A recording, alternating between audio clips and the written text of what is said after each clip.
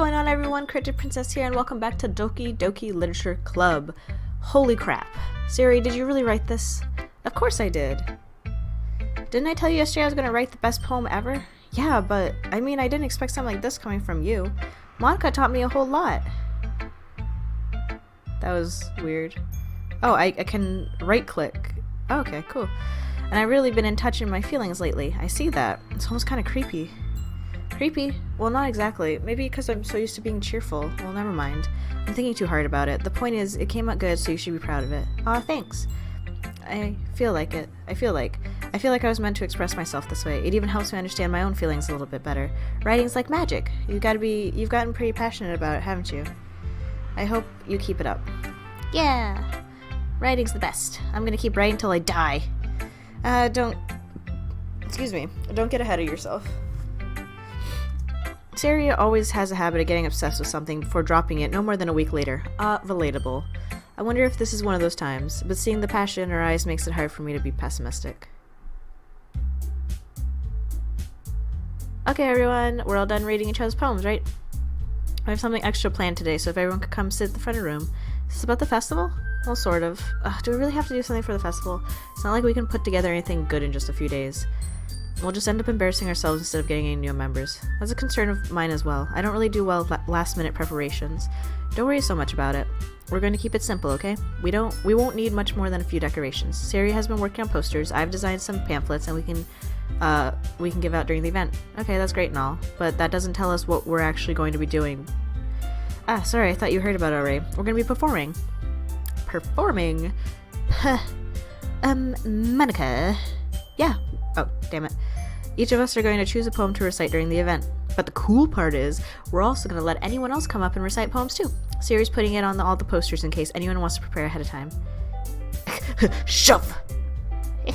Siri, who's been coloring a poster, holds it up for us to see. Are you kidding me, Monica? You didn't already start putting those posters up, did you? Well, I did.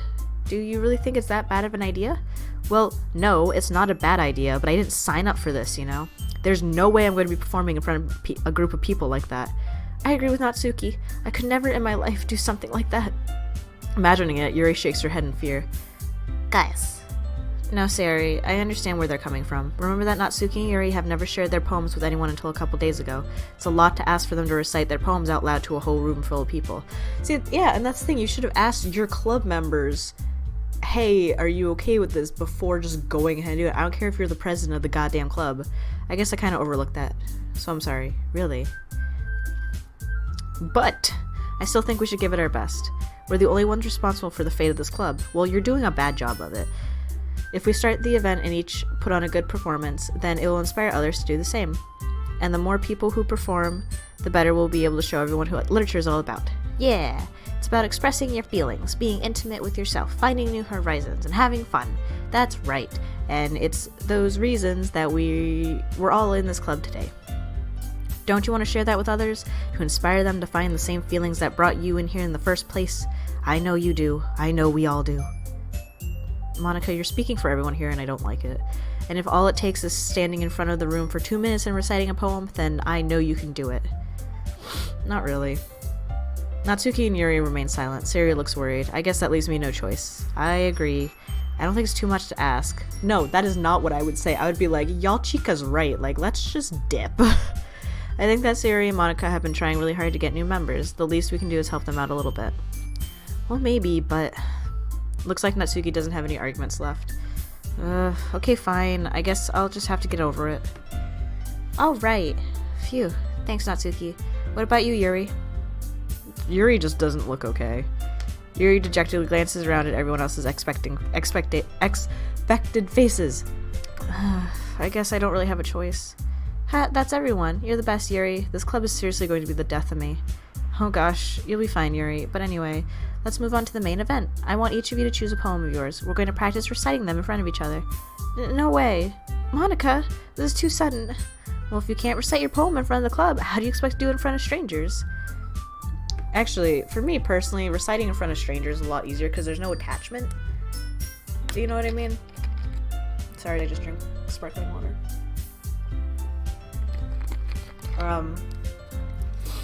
Because when you recite in front of friends, there's already an established relationship, so there's more, I think, more judgment that you feel that will be coming from your friends. But if you do it in front of strangers, there's no established relationship. They are literally just random people. So you could read something in front of them and that's it. They don't see you again, is usually the case. Like, what you expect is that you do not see them again. There is no, like, you don't have to keep, it's not something you're going to talk about later with, like, the random dude in the audience. But if you do it in front of friends, they're going to talk to you about it later, and it's like, you just want to do it and get it over with. So I think it's the established relationship thing. Anyways, though, oh no. Don't worry, I'll start off to help everyone feel a little bit more comfortable. Can I go next? Of course. Now let's see. Monica flips through her notebook to the specific poem she has in mind for herself. She then stands behind the podium. The title of this poem is The Way They Fly. Ahem. Monica begins reciting her poem. Her clear, confident voice fills the room. More than that, her inflection is pristine. She knows exactly how to apply emotion behind each line she recites, bringing the words to life. Is this something she's done before, or is she simply a natural? I glance around me. Everyone has their eyes on Monica. Siri looks amazed. Yuri has an intense expression on her face that I don't understand. Finally, Monica finishes. What about Natsuki? Was she just, like, dozing off? Finishes her recitation. The four of us applaud. Monica takes a breath, smiles. That was so good, Monica. Thank you very much. I was just hoping to set a good example. Are you ready to go next, Yuri? I'll go next. Whoa, Yuri's fired up all of a sudden. Yuri clutches a sheet of paper between her hands and stands up. Keeping her head down, she walks quickly over to the podium. Podiums stress me out so bad, dude. This poem is called... Yuri anxiously glanced at each of us. You can do it, Yuri. It's called After Image of a Crimson Eye. Yuri's voice shakes as she starts reading the poem. Just a moment ago, she practically refused to do this. Why is she suddenly putting in so much effort? As Yuri gets past the first couple of lines, her voice changes. It's almost like what happened when Yuri gets absorbed into her books. Her quivering words transform into the sharp syllables of a fierce and confident woman. The poem is full of twists and turns in its structure that she enunciates with perfect timing. This must be a rare glimpse into the whirling fire Yuri keeps concealed inside her head. Suddenly, she's finished. Everyone is stunned. Yuri snaps back into reality and glances around her as if she's bewildered even herself. It's up to me to save the situation. I'm the first to start applauding. I just imagine our character just sitting there and being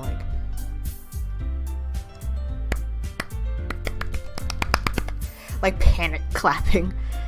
Everyone joins me afterward and we give Yuri the recognition she deserves. It's not that we didn't want to applaud for her, but we caught so off guard that we must have forgotten. As we applaud, Yuri holds the poem to her chest and rushes back into her seat. Yuri, that was really good. Thank you for sharing. ... Looks like Yuri's down for the count. Oh, rip. Okay, I guess I'm next then. Yuri hops out of her chair and cheerfully walks to the podium. This one's called My Meadow. Sorry I giggled. Yuri, it's a lot harder than I thought. How did you guys do it so easily? Try not to think of it like you're reciting to other people. Imagine you're reciting it to yourself, like in front of a mirror or in your own head. It's your poem, so it'll come out the best that way. I see. Okay. Siri begins her poem. Somehow it feels like her soft voice was made as a perfect match. The poem isn't aimlessly cheery like Siri is. It's serene and bittersweet. If I were to read this on paper, I probably wouldn't think much of it, but hearing it come from Sayuri's voice almost gives it a whole new meaning. Maybe this is what Sayuri meant when she said she likes my poems. It's like I get to reach more deeply into someone I thought I knew through and through. Sayuri finishes and we applaud. I did it! Good job, Sayuri. Even Casper liked it. I guess that's a good sign. What does that even mean? It came out nicely, Sayuri. The atmosphere of the poem fits you really nicely, but it might be that other poems wouldn't work quite as well with that kind of delivery. I don't really understand. In other words, I've seen poems of yours where that sort of gentle delivery wouldn't work as well. They might need a little more force behind them depending on what you're reading. Oh, I know what you mean. I've been practicing that kind of thing. It's just embarrassing doing it in front of everyone. The next time I'm gonna make you pick a poem that challenges you a little more. We don't have much time for the festival, you know? Okay. Now who's next? Natsuki? Don't make me go for Casper. It's not like I can compare to you guys anyway. Might as well let Casper lower everyone's standards a little before I have to do it. You're not wrong. Natsuki, it's fine. I might as well get it over with. But it's not like I have much of a selection of what to read. I'll just have to go with what I wrote for today. I stand up and step in front of the podium. Everyone has their eyes on me, make you feel terribly awkward. Ooh, this is very awkward. I recite my poem. Since I'm not exactly confident in my own writing, it's hard to put energy into it. Despite that, once I finish, I receive applause anyway. Sorry I'm not really good as anyone else. Don't worry about it much. I think it's less about your abilities and more about your lack of confidence in your writing. That's something that... I keep hiccuping. That'll improve over time, though. Yeah, maybe. Alright then. That just leaves you, Natsuki. Yeah, I'm going. Natsuki begrudgingly gets out of her seat and makes her way to the podium. The poem is called... Why are you all looking at me? Because you're presenting. Anyway, the poem is called Jump. Jump. Sorry. Natsuki takes a breath. Once she starts reciting the poem, her sour attitude disappears a little. While she's still a bit unenthused, her poem has a rhythm and rhyme to it. It's Natsuki's trademark style, and it works surprisingly well when spoken out loud. The words feel like they bounce up and down, as if giving life to the poem. Natsuki finishes, and everyone applauds. She huffs back to her seat. That wasn't so bad, was it? Easy for you to say. You better not make me do that again. Well, do you at least feel prepared enough to recite a poem in front of other people? I mean, doing it in front of other people will be way easier. I can put on whatever face I want for other people. But when it's just my friends, it's just embarrassing. That's what I was talking about earlier. That's a surprise, Natsuki. I think it'd be the other way around for me. Well, that's just how it is, so... Well, I guess in that case, you won't have to worry much for the festival. That said, I want to thank everyone for coming through. It might be hard, but I hope that you all have an idea of what's it like now. Make sure you pick a poem and get enough practice for the festival, okay? I'll be making pamphlets, so let me know ahead of time what you'll be reciting. Jeez, I should probably find some other poem to recite instead. That's fine too, it doesn't have to be your own. I'm already pleasantly surprised that you're putting in all this effort for the club. It makes me really happy. You just grew, like, an inch and then receded back. Yeah, no problem. Okay, everyone, I think that's about it for today. I know the festival's coming up, but let's try to write poems for tomorrow as well. It's been working out really... Oh, okay, I had a friend. Who is texting me right now?